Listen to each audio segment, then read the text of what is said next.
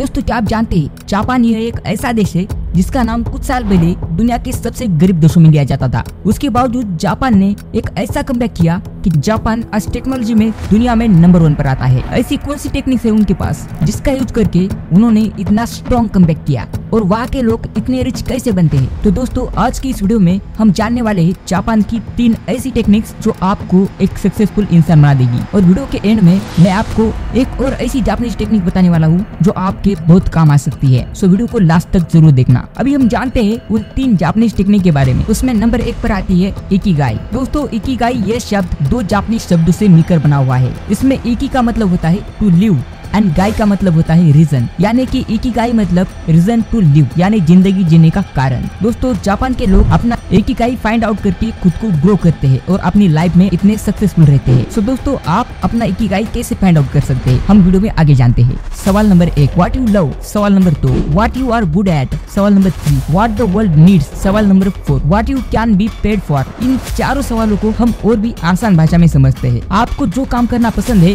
वही करो, फिर यह देखो कि क्या उसमें आप एक्सपर्ट है, नहीं तो उसमें एक्सपर्ट बनो। फिर यह भी देखो कि क्या दुनिया को उसकी जरूरत है और क्या आप उसमें पैसा कमा सकते हो। अगर इन चारों सवालों का जवाब हाँ में है तो वही है आपका इकिगाई। तो आप ये चारों सवाल खुद से पूछकर आप अपना इकिगाई फाइंड कर सकते हैं। नंबर 2 एरिगाटो यानी कि थैंक यू।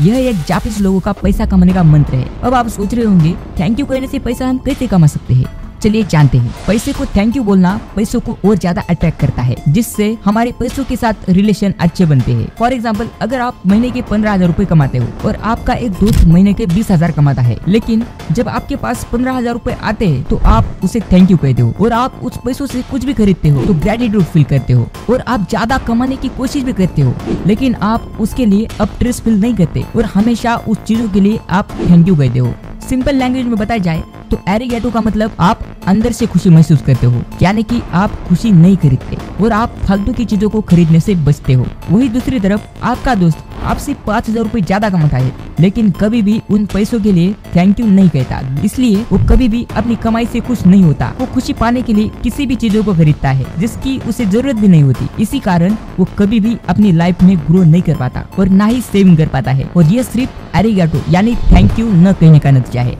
और थैंक यू नहीं कहने की वजह से उसने पैसों के साथ अपनी रिलेशन खराब कर लिए है। इन शॉर्ट चाहे आप जितना भी कमाओ उन्हें एरिगाटो यानी थैंक यू कहे बिना कभी भी आप सेटिस्फाई नहीं होंगे। और याद रखे जो इंसान कभी भी संतुष्ट नहीं रहता वो कभी भी लाइफ में अच्छे डिसीजन नहीं ले पाता और हमेशा लाइफ में स्ट्रगल करता रहता है। इसलिए अपनी हर अच्छी चीजों के लिए एरिगाटो थैंक यू जरूर कहे। नंबर 3 क्योंकि वो एक ऐसी मनी ट्रिक है जिसकी हेल्प से हम सही तरीके से पैसा खर्च करना सीखते हैं और हम मैक्सिमम सेविंग भी कर पाते हैं। दोस्तों एक समय में जापान का नाम दुनिया के सबसे गरीब देशों में लिया जाता था, लेकिन इसके बावजूद जापान ने सेविंग माइंडसेट को अपनाकर एक स्ट्रॉन्ग कमबैक किया। इस कमबैक के पीछे कई कारण थे, जिसमें से एक स्मार्ट बजटिंग टेक्निक्स ककीबो ये भी बहुत हेल्पफुल रही। जानते हैं इस ककीबो मेथड के बारे में।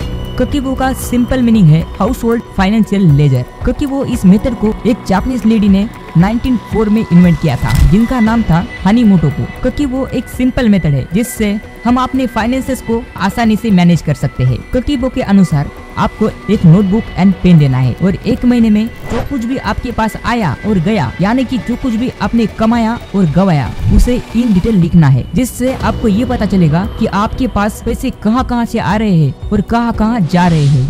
ककीबो मेथड के अनुसार हमें कुछ भी खरीदने से पहले ये 6 सवाल खुद से पूछने हैं। सवाल नंबर 1 क्या मैं इसके बिना जी सकता हूँ। सवाल नंबर 2 क्या मैं इसे अफोर्ड कर सकता हूँ। सवाल नंबर 3 क्या मैं इसे यूज करूंगा। सवाल नंबर 4 क्या मेरे पास इसके लिए स्पेस है। सवाल नंबर 5 खरीदते समय मेंटल सिचुएशन कैसी है, कहीं मैं स्ट्रेस तो फील नहीं कर रहा। सवाल नंबर 6 खरीदने के बाद मैं कैसा महसूस करूंगा, क्या मैं अच्छा फील करूंगा और यह फीलिंग कब तक टिकेगी। कुछ भी खरीदने से पहले जब आप ये 6 सवाल खुद से करोगे तो आपके फालतू के खर्चों में बहुत कमी आएगी और आप माइंडफुल होकर स्पेंड करने लगोगे। ककीबो की वजह से खर्चा तो कम करोगे ही, उसी के साथ आप पैसे सेव भी करोगे और धीरे धीरे उसे इंक्रीज भी करने लगोगे। ककीबो मेथड के अनुसार आपको आपका बैंक बैलेंस हर सुबह जरूर चेक करना चाहिए। इससे हमें ये पता चलता है कि हमारे पास कितने पैसे हैं जिन्हें हम खर्च कर सकते हैं, और ये हमें हमारे बैंक बैलेंस को बढ़ाने में भी मोटिवेट करता है। ककीबो की एक लास्ट एडवाइस जो बहुत ज्यादा इम्पोर्टेंट है वो है कि हमेशा कैश में स्पेंड करो, क्योंकि कैश में हम सोच समझकर स्पेंड करते हैं। हमें बैंक से उतना ही विड्रॉ करना चाहिए जितना